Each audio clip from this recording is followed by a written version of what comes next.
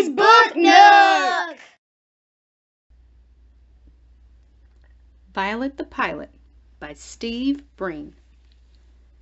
Everyone in town knew that Violet Van Winkle was a little different.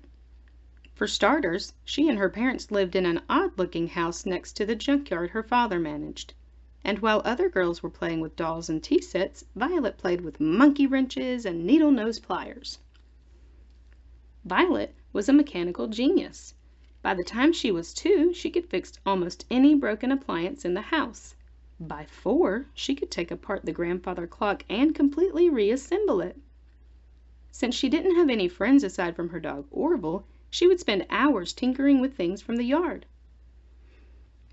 Violet's parents were very proud of her, although they weren't too happy the time she put a lawnmower engine on her cousin's tricycle.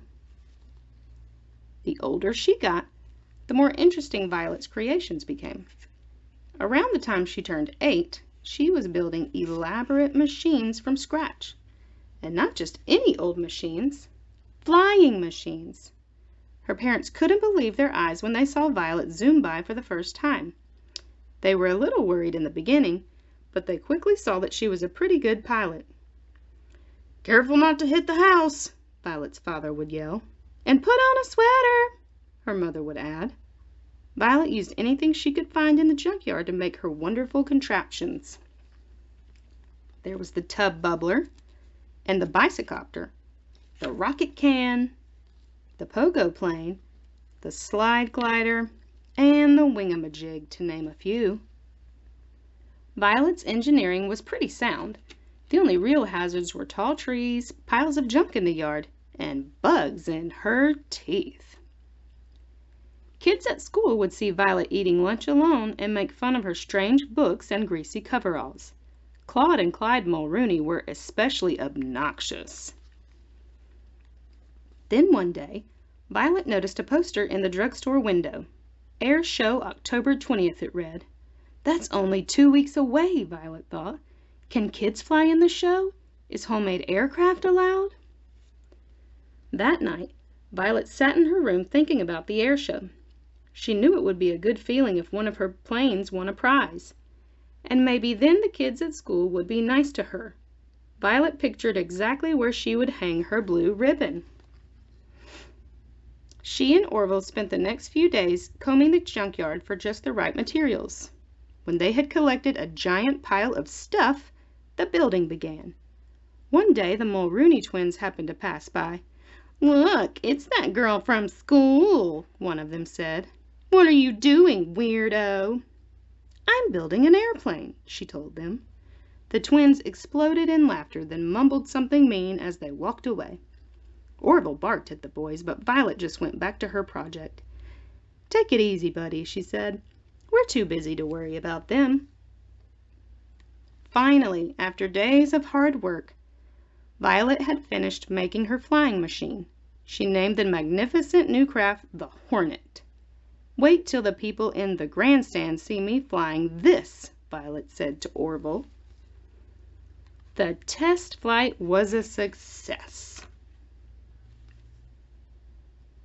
On the day of the big air show, Violet took off, bursting with excitement.